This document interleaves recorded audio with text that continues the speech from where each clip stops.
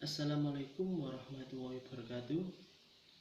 Di sini saya akan mempresentasikan materi yang ke-10 e-bisnis tentang jaga manajemen. Jaga manajemen yang mempunyai arti manajemen perubahan.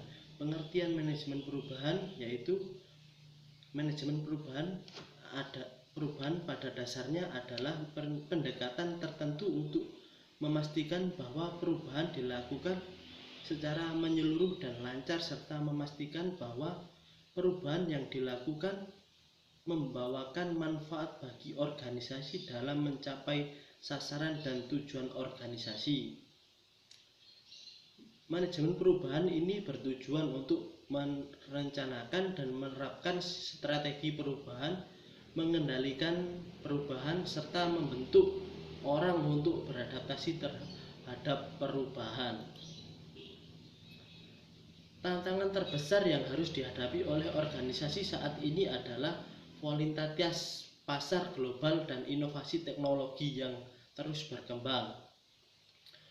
Globalisasi dan teknologi ini telah mempengaruhi pasar dan juga menyebabkan lingkungan bisnis yang terus berkembang. Fenomena-fenomena seperti penggunaan internet, media sosial, dan teknologi seluler telah merubah perilaku pasar, sehingga organisasi perlu menganggap dan memahami kebutuhan atau keinginan pasar. Sifat perubahan dibagi menjadi dua, yaitu fokus, bagaimana perubahan membawa dampak bagi individu, dan bagaimana perubahan membawa dampak bagi organisasi. Sumber perubahan yaitu kejadian global, kejadian lokal, organisasi, hubungan pribadi, keputusan pribadi. Sifat perubahan atau dampak perubahan menurut James Dodds tahun 2002, yaitu hampir semua perubahan dalam hidup kita menimbulkan sejumlah kegelisahan.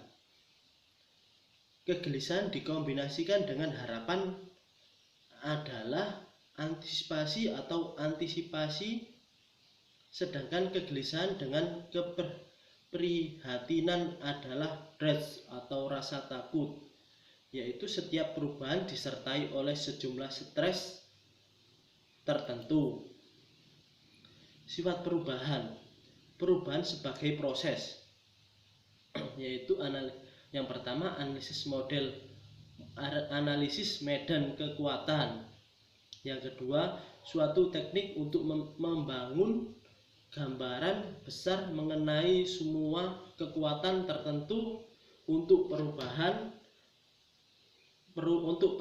tertentu atau melawan perubahan tertentu, yaitu kekuatan yang mendukung atau menentang perubahan tersebut.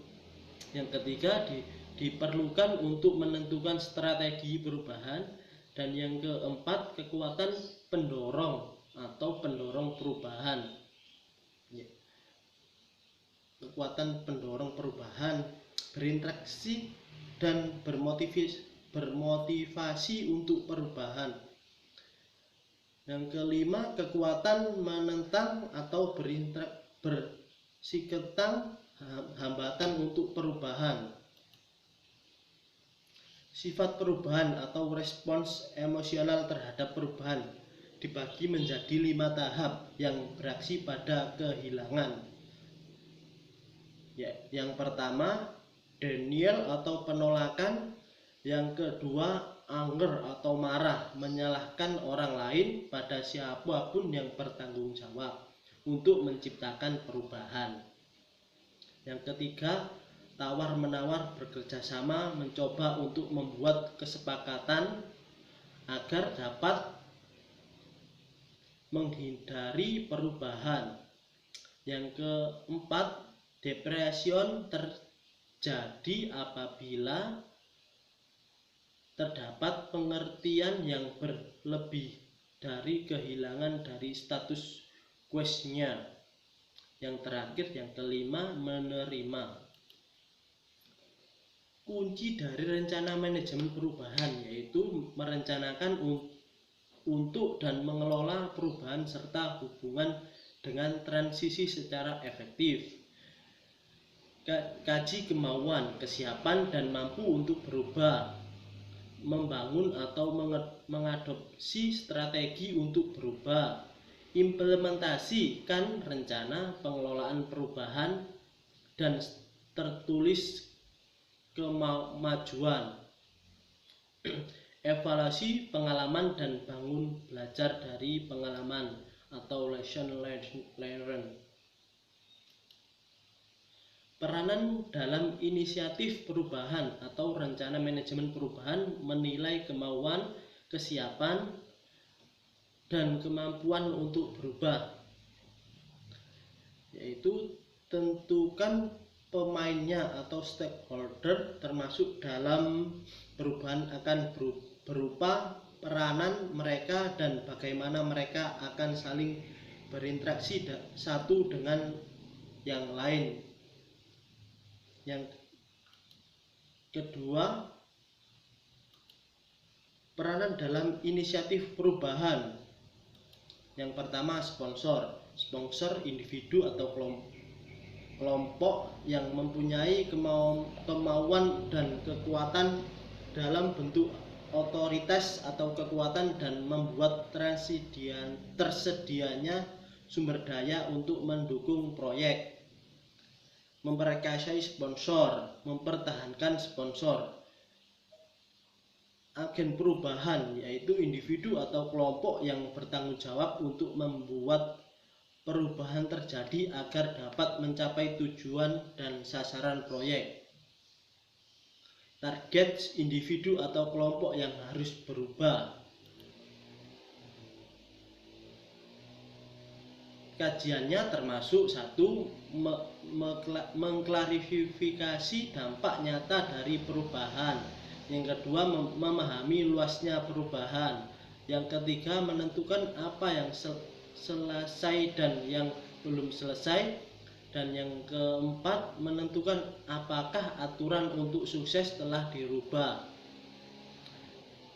Orang akan bingung dan kehilangan orientasi apabila aturan untuk perubahan untuk sukses berubah atau tidak lagi ditentukan dengan jelas. 4 pendekatan untuk pengelolaan perubahan. Yang pertama, pendekatan empiris nasional. Yang kedua, pendekatan pendidikan kembali normatif. Yang ketiga, pendekatan pemaksaan kekuatan. Dan yang keempat, pendekatan adaptasi lingkungan. Pendekatan rasional empiris dibagi menjadi 2. Orang akan mengikuti keinginan sendiri, dan yang berikutnya orang akan mengikuti pola perilaku yang gampang ditebak. Wifem yang mempunyai arti apa untungnya bagi saya. Agen perubahan harus yakin dalam meyakinkan, menjelaskan, dan mendemonstrasikan bagaimana perubahan tertentu akan menguntungkan target perubahan tertentu.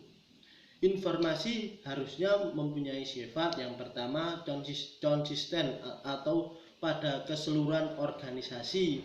Yang kedua, akurat dan timely atau untuk menghindari gosip dan etc.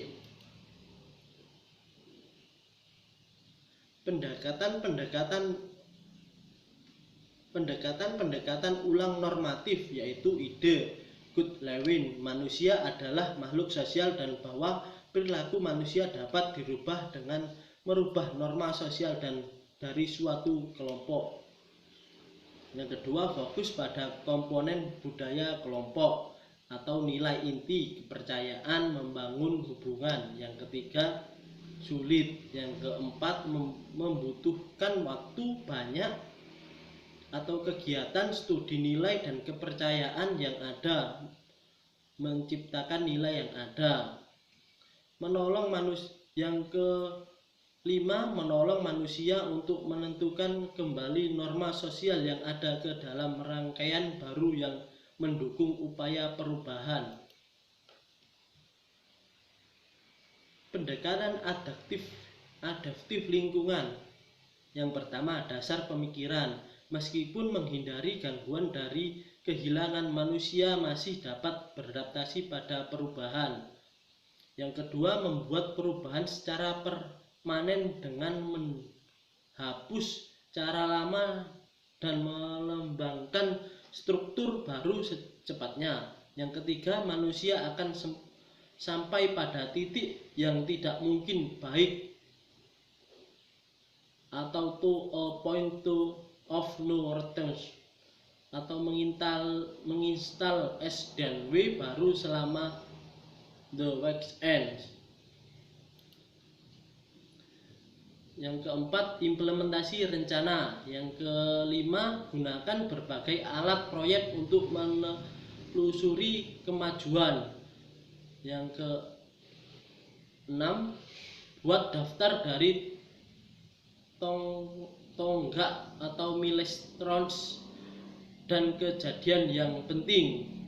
Yang ketujuh, dirikan alur komunikasi yang efektif. Dan yang terakhir, yang ke-8, tim proyek dan sponsor proyek seharusnya menciptakan jalur komunikasi terbuka ke bagian kelompok yang akan dijadikan target perubahan.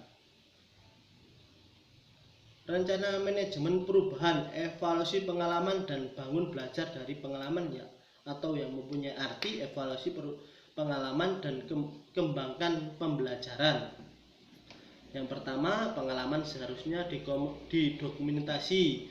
Yang kedua, sukses dari pengalaman perubahan seharusnya didokumentasikan dari tersedia untuk tim lain. Yang ketiga, evaluasi pada ahli dari proyek. Menghadapi resensi dan konflik perlawanan.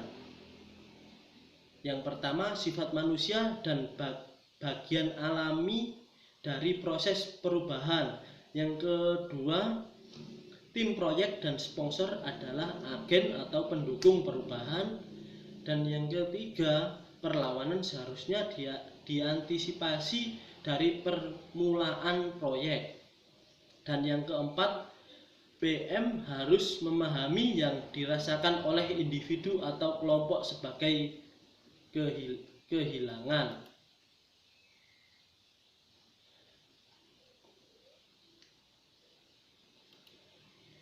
Yang kelima, konflik timbul apabila orang merasa bahwa keinginan mereka dan nilai ditantang atau tidak tercapai. Yang keenam, meskipun konflik dapat positif dan menolong membentuk ide baru dan membangun komitmen, atau konflik negatif tetap teratasi akan menuju pada rusaknya hubungan. Rusaknya hubungan dibagi menjadi 5, yaitu tidak ada kepercayaan. Yang kedua, isu yang tidak terselesaikan. Yang ketiga, stres terus menerus. Yang keempat, perilaku yang tidak berfungsi.